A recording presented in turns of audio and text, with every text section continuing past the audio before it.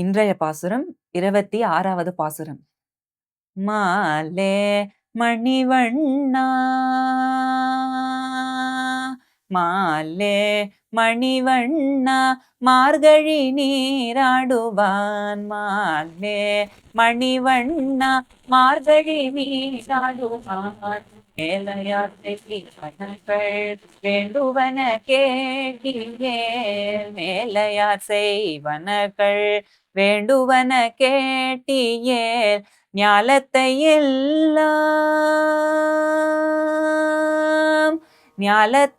எல்லாம் நடுங்க முரல்வன.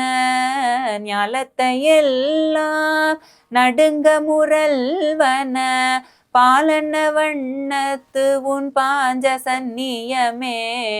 பாலன வண்ணத்து உன் பாஞ்ச சந்நியமே.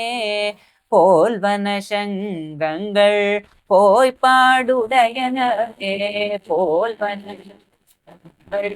போய் பாடுடையனே.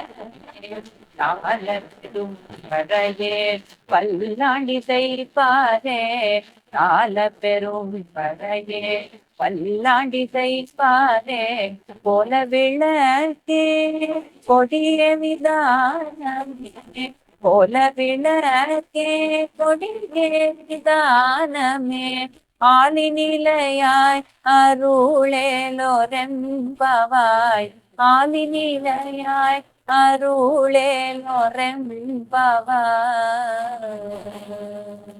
லக்ஷ்மீம் க்ஷீரசமுத்திரராஜதனயாம் ஸ்ரீரங்கதாமேஸ்வரீம் தாசீபூத சமஸ்ததேவ வனிதாம் லோகைக தீபாங்குராம் ஸ்ரீமன்வந்த கடாட்ச லப்த விபவ பிரம்மேந்திர கங்காதராம் துவாம் திரைலோக்கிய குடும்பினீம் சரசிஜாம் வந்தே முகுந்த பிரியாம்.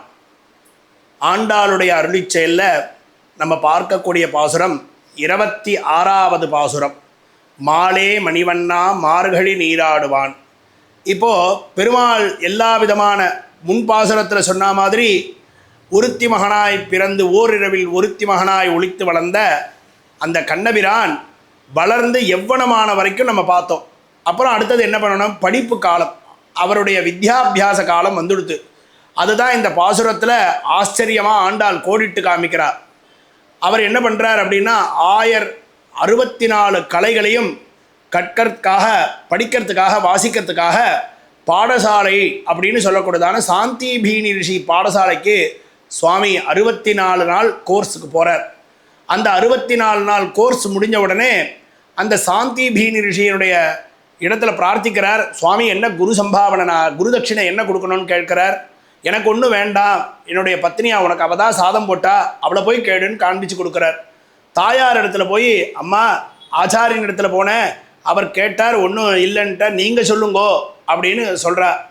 என்னப்பா நான் என்ன கேட்க போகிறேன், வாத்தியார் உன்னை எப்படி தயார் பண்ணாரோ, எனக்கு ஒரு 11 வயசில் ஒரு குழந்தை இருந்தான், அவன் சமுத்திரத்தில் விளையாடும் பொழுது அவன் அடிச்சுட்டு போயிட்டான் அப்படின்னு சொன்னான்.